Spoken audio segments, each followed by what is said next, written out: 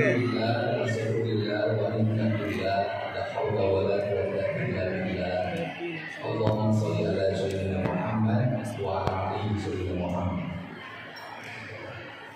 Hari ini kita sangat berbahagia karena selain mendengarkan lagu dan azan yang indah, kita bisa duduk bersinggung setara di masjid yang megah. Masjid kedamaian, ketentraman dan kebahagiaan yang dalam prasyaratnya dan sabar. Dan hadir tengah-tengah kita bukan hanya sebagai pejabat negara, tetapi kakak saya sendiri, Ketua MPR RI, Bapak Kiai Haji Ahmad Muzani.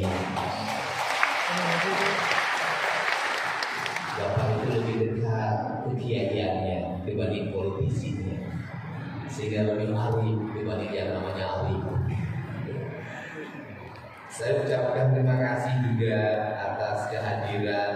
Kalau dari nama awal namanya orang jadi ragu, Romo, tapi ternyata Romo R. Muhammad Syafi'i, Kiai Haji, Wakil Menteri Agama, yang saya dengar sebentar lagi akan melepas status mudanya.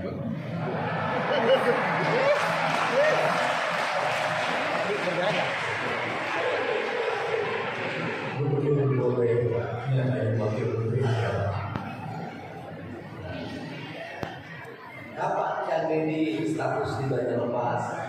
Kayaknya tidak akan pernah lepas. Saya hormati, ini adik saya, namanya sama, cuma tidak pakai Dedi, Kang Mulyadi, anggota DPR RI. Terima kasih. Kemudian juga Bapak Kepala Badan Penyelenggara Haji, saya ucapkan terima kasih. Adik saya ini bupati sukses menata Kabupaten Bogor, nampak bersih, nampak indah, berani bongkar, berani garing. Bapak Sismanto, walaupun namanya Sismanto, tetapi dia masih keturunan Sumedang Barat. Saya hormati, ini orang gagah, tampan, pemberani, bintang 1. Bapak Jenderal Ketua dua yang dia titipkan, Taju dan Pak Yuniski. Kalau Tajuk ini ya kayak gini, cuma ukurannya dulu kecil. Tajuk yang dulu itu terbuat dari bambu, kemudian pakai telapak batu, dikasih tiang penyangga kayu jati, kemudian diletakkannya di pinggir mata air dekat kolam. Kemudian di tempat itu ada azan yang dilantunkan tanpa pengeras suara. Di ruangannya hanya lentera untuk mengajarkan mengaji guru pada muridnya.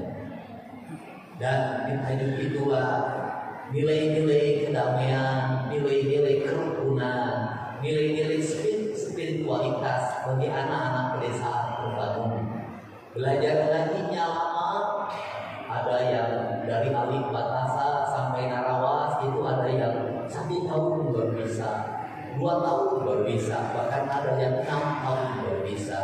Tetapi selama perjalanan mengajinya itu, sesungguhnya panggilan azan itu adalah panggilan hidup orang agar kematian berubah jadi kehidupan. Mati telinganya, mati tangannya, mati hidungnya, mati matanya, mati lidahnya, mati hatinya. Maka suara azan itu mengingatkan dia untuk segera kembali hidup, agar telinganya hidup, matanya hidup, hidungnya hidup, lidahnya hidup, dan kematian matinya hidup. Kata orang Sunda itu, jaga pamong kuawasna, jaga celik kudangna, jaga hirup kuansina, jaga letak ucapna, jaga hati itu ikhlasnya. Maka masjid itu sesungguhnya merupakan sumber dari kehidupan dan tempat untuk menghidupkan orang-orang yang mati. Maka orang-orang yang bersujud adalah orang-orang yang hidup. Orang-orang yang tidak pernah bersujud itu adalah orang-orang yang mati. Maka intinya mengikut talqinya bahkan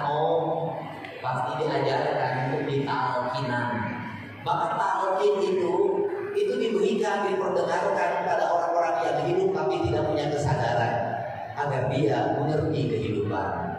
Di kita juga ada tradisi talqin dibacakan ketika orang sudah mati agar dia mendengar menuju kehidupan yang abadi. Dua-duanya sama. Semoga Masjid Darussalam ini menjadi masjid tempat berkumpulnya orang-orang yang hidup, bukan orang-orang yang mati. Karena orang hidup, maka saya sampai pada tingkatan yang kedua, yaitu di masjid itu dititipkan fakir miskin. Maka di masjid itu dititipkan fakir miskin, kesadaran kolektif yang kedua. Setelah kita membangun rumahnya Allah, setelah kita membesarkan rumahnya Allah, setelah kita membangun kehidupan yang abadi di rumahnya Allah, yang ada dua rumahnya itu, satu ada rumah ini masjid Baitullah, yang kedua ada rumahnya yang ada di sini di hati kita. Maka tugas kita yang kedua adalah menjaga anak-anak yatim untuk tetap bersekolah, menjaga orang-orang miskin untuk tetap makan makanan yang sempurna, menghindarkan dari berbagai peristiwa kriminalitas yang terjadi di Jawa Barat. Dan telah saya amati seluruh peristiwa kriminalitas itu selalu berawal dari kemiskinan. Saya bercerita kisah sedih yang insya Allah nanti hari ini selesai. Ada seorang ibu yang speak up di media sosial karena adiknya ditahan, dituduh dan fakta bukan tuduhan membeli motor curi pada kejaksaan. Bisakah yang disebutkan restoratif justice? Bisa. Saya bertanya pada kasat reskrimnya, bisa nggak restoratif justice? Bisa, asalkan ada rasa maaf dari pemilik motornya. Kemudian saya mengundang pemilik motornya, mahasiswa Unpad orang Bogor, yang dia motor itu kesayangannya diberikan dari ibunya. Dan saya bertanya, kamu mau memaafkannya? Dia katakan, kalau melihat mampu saya memaafkan, tapi yang miliknya memang profesinya mencuri, tidak akan saya maafkan. Maka saya memilih untuk memberikan motor baru bagi yang mencuri itu, dan dia harus mengikhlaskan motor yang baru itu, bukan hanya dimaafkan, tapi motornya diberikan. Biayanya cukup 23 juta motor baru, dan 10 juta untuk biaya hidup mampu saya bagi anak-anaknya. Tetapi uang 33 juta itu telah menyelamatkan orang dari penjara 2 tahun, kebebasan manusia dibanding di penjara 2 tahun lebih dari 100 juta. Semoga tajuk ini, masjid ini menjadi inspirasi untuk membangun rasa adil dalam kehidupan, membangun kesadaran dari kaum ini untuk membangun rasa keadilan. Dan akan lebih adil lagi kalau ketua majelis permusyawaratan Indonesia sudah memusyawarahkan keadilan bagi seluruh rakyat Indonesia. Terima kasih. Assalamualaikum warahmatullahi wabarakatuh. Selamat berhasil.